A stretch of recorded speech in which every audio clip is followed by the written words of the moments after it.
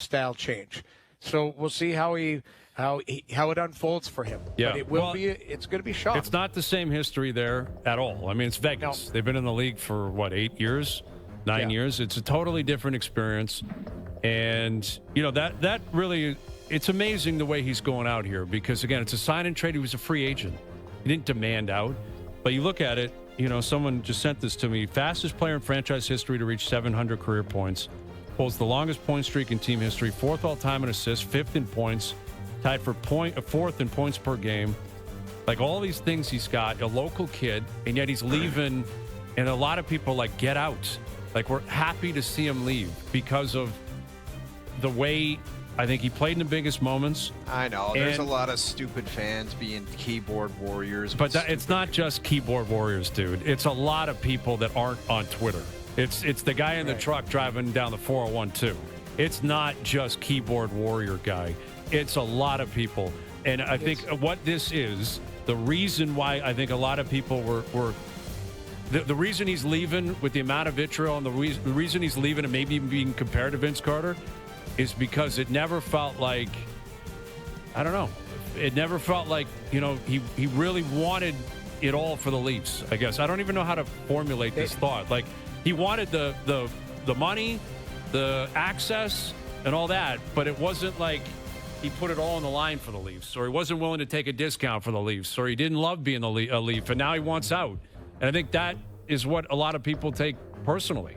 And a lot of Leaf fans are like, all right, then get out of here. And if that's your perception that I just got to get out of here and I don't want to do this anymore, people aren't going to like that. But there's he no also, doubt about that. With it, there wasn't playoff success. So that's the other thing that I think the fans you're talking about, Brian. And he has to own that, Gene. Yeah, that's totally reasonable for people to be unhappy with that. He's part of that. He's part of what we were talking about. We talked about it for how many years? Realistically, not, the first 4 or 5, you're like, okay, this team is young, the core's still growing and that. But realistically, what has it been? The last 5 years? Where it's like, core four, these guys, with Tavares involved and all of that, you got to do something different. Top heavy, especially forwards. It's not spread out through the team. You got to break it up. Dubas, by all accounts, maybe wanted to. Maybe Shanny didn't want it to. All of this stuff. So now that it's coming, whether it's organic, whether the player chose it or Brad Treliving made it happen, it's happened. So that era of the core four, it's over. It's there's still a core 3, you can call it. Well, that's an interesting point. Like, did the Leafs really instigate this? I don't think so.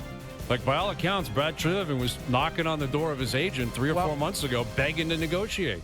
Or trying to negotiate. So the Leafs, I don't think the Leafs are in the right to be like, well, we needed to break up the core 4. You didn't do anything. But there was a lot of Mitch things that were up. out of Brad Treliving's hands, the way that this guy's contract was structured. Like, very let's valid. be real here. Very valid. Fair. But it has been reported on that they were trying to negotiate. Doesn't mean they would have agreed to terms. Right. But, Mitch determined maybe last summer, I'm out of here. I don't get the impression the Leafs had that thought. Well, that's exactly right. He determined I'm out of here, and when they approached him with some kind of trade possibility, he was like, now I'm really out of here, so don't even bother with anything. Well, and the other thing, too, is, you're still trying to manage assets, regardless of emotion. We just talked about, we just posted, Joe from the Bridge posted the type of stats this guy's put up. He's been a superstar. He's been an all-star. He played four nations face-off, all of that. And he almost walked out the door. Yes, you get Nicholas Waugh, you get cap relief, but in the end, I think when you're talking about Brad Treliving either wanting to sign him or move away from him, you're trying to asset manage. You're trying to go, okay, either sign with us or let us trade you. And I think that's probably what was going on all season long. So if you're mad at somebody, you're going, okay, Mitch has earned the right to go to unrestricted free agency. He's earned the right to do this.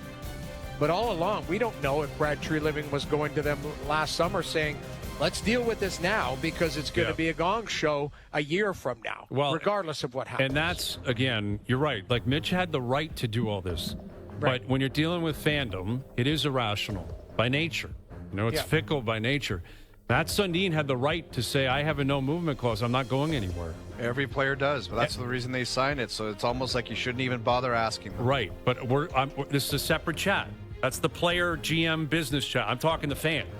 Like, if you're asking me why the fans are feeling the way they're feeling, is because they're not rational all the time. They don't look at it like, well, he had the right to do that. It was in his contract. It's like, well, if you wanted out, why didn't you hook up your hometown team and let them get Mikko Rantanen? I think the Like, fans, the fans act like they know what goes on behind the scenes with the no trade and the possible trade, and they could have had Rantanen. But at the end of the day, it comes down to winning. And in the biggest games, this group together, and he was a part of it, they couldn't pull the trigger on big wins. Yeah. So that kind of is the crux of all the disappointment, anger. They can say, oh, this guy screwed us, we could have got Rantanen, or why didn't he block this, we could have had the... I don't think they know. I don't think they're informed enough. It all comes down, the anger comes down from the team not winning, and he was a part of that. That is very true. That is ultimately at the core of almost everything. If you're a Leaf fan, it's that they never met expectations. Like the Matthews, Marner, Nylander, and then you add Tavares core 4 era. It didn't do it, and now it's broken up. But there's still guys here that have a chance to change that, right? Like if you're Austin Matthews, you have a chance to change it. William Nylander's. John Tavares is going to likely retire a Maple Leaf now. So you got 4 more cracks at him, man. You know, and it's not going to get easy because Florida, as we've known and as we've reported, well, not us, we're reading reports.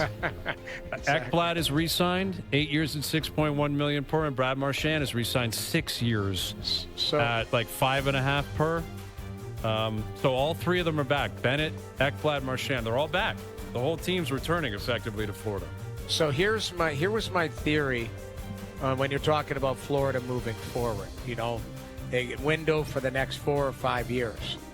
There's one X factor in that. I think I know what it is. Bobrovsky's 37 years old. Exactly. And he's got 1 year left on his deal. Yeah. So, yes, his $10 million is going to come off the books. But unless you replace him, Jamie, he'll sign for $1 million and be better in the next 4 years than he's ever been in his life. Potentially, and you know what?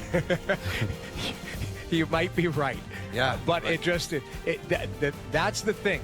Father Time is coming for everybody, correct? Including but me. you've said goaltenders sometimes they're like this guy could be unbelievable for the next 3 years.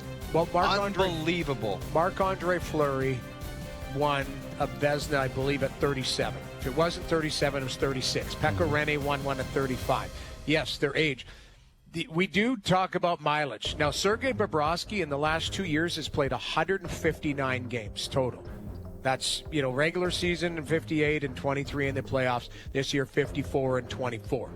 Like, he's unbelievable. Mm-hmm. But at some point, the body is going to break down, or they have to have somebody step in and take some of those minutes. Now, here's a KJ under the radar move that Florida made and that nobody was